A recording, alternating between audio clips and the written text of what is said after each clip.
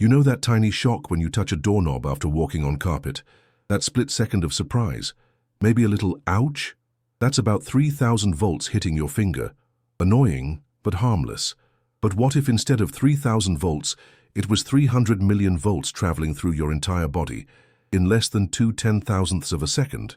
What does it actually feel like to be struck by lightning? Today we're diving into the science of what happens when nature's most powerful electrical discharge decides to use your body as a highway. And fair warning, we're talking about real medical cases here, not movie special effects. Lightning doesn't strike you the way you think it does. It doesn't come down like a laser beam and zap you.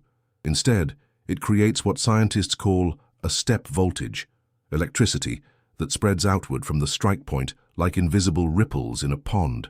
Your body becomes part of the circuit, whether you want to or not. Here's what happens in the first 100 microseconds. The moment lightning makes contact, your nervous system, which normally runs on about 0.1 volts, gets hit with an electrical surge 3 billion times stronger than what it's designed for. Every nerve in your body fires simultaneously. It's like someone hitting the panic button on every single cell you have, all at once.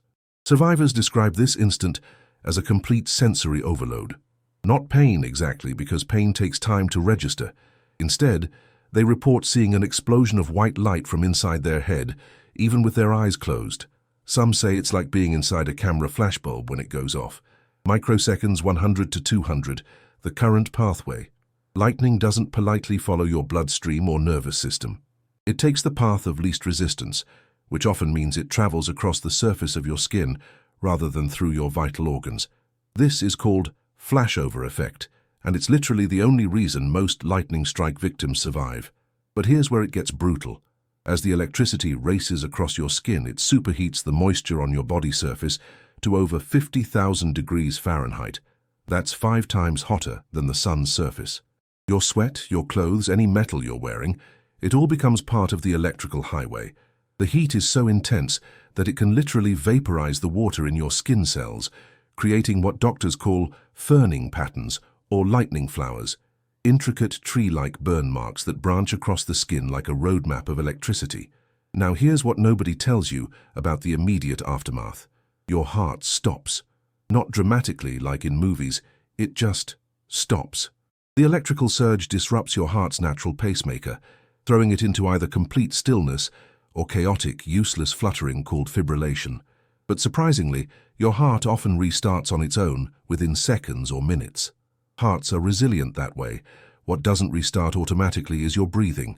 The electrical shock paralyzes your diaphragm and the nerves that control it, meaning even if your heart is beating again, you're not breathing. This is why many lightning victims who could survive end up dying, not from the strike itself, but from suffocation in the minutes afterward when nobody knows to give them CPR. A 2016 review in the Annals of Emergency Medicine found that immediate CPR increases survival rates from lightning strikes by over 80%, even when the person appears dead. The neurological effects are where things get really strange.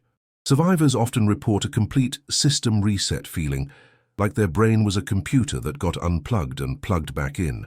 Some experience temporary blindness, not because their eyes are damaged, but because the visual cortex gets scrambled by the electrical surge. Others describe a sensation of coming back online piece by piece, first regaining awareness, then motor control, then memory. Some don't remember the strike at all, while others remember every microsecond in vivid, almost supernatural detail. There's also something called lightning syndrome that affects some survivors long-term.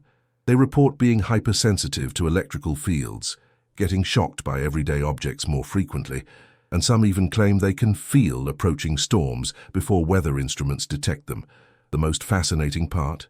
Your odds of surviving a direct lightning strike are actually better than you'd think, about 90%. Not because lightning isn't dangerous, but because the human body is surprisingly good at conducting electricity around vital organs rather than through them. But survival doesn't mean unscathed. Many victims live with chronic pain, memory problems, and a profound psychological impact. They describe feeling like they've touched something cosmic and terrifying, the raw power of the atmosphere itself. So what does it actually feel like? Based on survivor accounts, it's like being inside an explosion that lasts less time than a blink. followed by your body doing a complete emergency shutdown and reboot. One survivor put it perfectly. It felt like God's finger touched me, and I wasn't ready. We're all just walking electrical systems in a world full of electrical storms. The fact that anyone survives being struck by lightning isn't luck. It's physics, anatomy, and sometimes really good timing. Have you ever been caught in a lightning storm? Let me know in the comments.